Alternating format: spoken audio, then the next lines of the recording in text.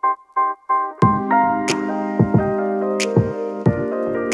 everyone, welcome back for another video. Wanted to go over a talk through of what I think is a very important core movement that most good ball strikers can do. If you guys can't do this, chances are there is some fundamental flaw in how you move. Most of the time, if you can do this well, you're probably going to hit the ball pretty well with good predictability, with good control. So what Matt here is doing is I have him doing drill swings where he's feeling kind of three-quarter-ish swing, three-quarter to full backswing into a long arm finish with not much recoil. Not much recoil, meaning when he holds his finish after he hits the ball, he just holds it. It doesn't bounce around. So why I think the no recoil is important is because if you're able to release all your speed at the ball, there shouldn't be that much leftover speed left to pull yourself into a very recoiled position.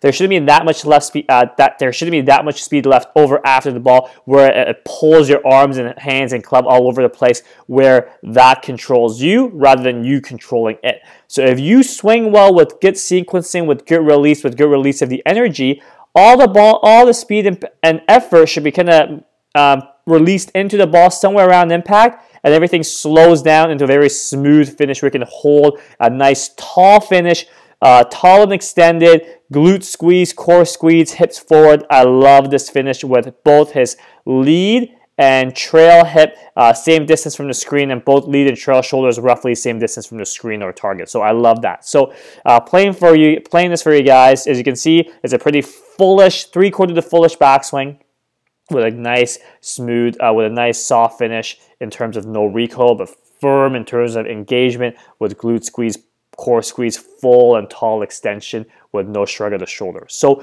why I think this is so important. One, if you can do this nice swing, chances are you're going to have good width. When you get to the top of the backswing, we have good width, we have good depth, we have good height. I've mentioned in previous videos that's the big three, okay? If you have good depth, hands, more behind your shoulders, more behind your head, done through turning, not sucking your hands back, you have good width where your trail arm is not super folded, and you have good height of the hands where the lead arm covers your shoulders. I love that. That's usually you're in a great spot with how your arms are. You combine that with good wrist structure with his lead wrist flat, trail wrist bent. That usually puts your club face in a pretty good spot where it's pretty close to square. Again, great. We want to remove as many variables as we can, because when you're wide, you won't have to straighten your arm too much into the ball. If you have good wrist structure with good square club face at the top, you probably don't have to manipulate the club face coming down. So I love that. He has great width at the top, great height, great depth.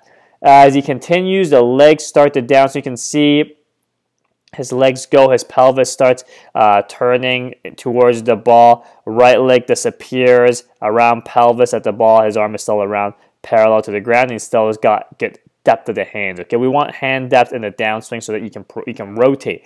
If your hands come out too early because you're pulling your hands towards the ball, then you lose connection between your lead arm and your lead chest, and you don't have rotation. You limit the rotation.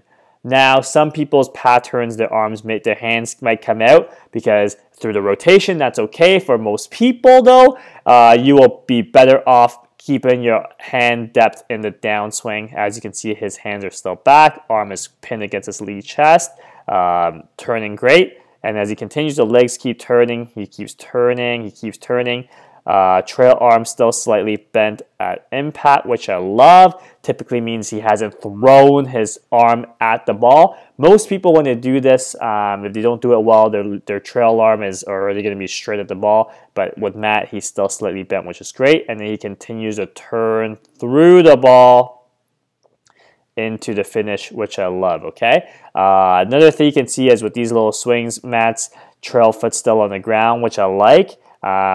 Shows that he's turning well without excess lateral movement. A lot of times people's lead heels lift up because one, they try to rotate but their weight's too far into the lead toes already, which isn't good, or two, they're early extending. So with Matt, you can see if I draw a line where his butt is, it goes to the top of the backswing, good, comes down, butt stays on that line, turns really well, lead heel still on the ground, and then eventually banks and rolls off, which I love. So this is a really good model for people to shoot towards. As a very general rule of thumb, as a very general model, if you have good depth, if you have good turn, good depth, good width, good height of the hands, and then your legs start to downswing, arms stay pinned and come along for the ride, and the legs just keep turning you through, you will probably hit the ball pretty well. Slightly from the inside, you can hit cuts if you want. You can manipulate it somewhat through the movement if you want to hit cuts, but for most people, whatever stock ball flight shows up is probably going to be the better one for them at this point in time. And usually, if you can do this well, you're probably going to hit little draws. You're going to probably be a little bit inside out, which is all good. So again, one more time for you guys. If you guys can do this nice 3/4 full drill swing into a straight arm finish, but no recoil, that will be very, very good. Making sure in the backswing you're turning, get height, get depth, get height, good depth, good width through the turn, and then legs start turning you through. Turn, turn, turn, turn, turn, turn, turn. No chicken winging of the arms in the follow through because it's the turn that brings the arms through rather than the arms that bring the turn through. So hope that makes sense. This is a great video for people to refer to. Regardless of how fast you swing, this is a great video to refer to, a great reference, a good template to shoot towards if you guys are working on your swings in season or off season. So hope that makes sense. Any questions, leave it in the comments below, and we'll catch you guys next time. Thanks, guys.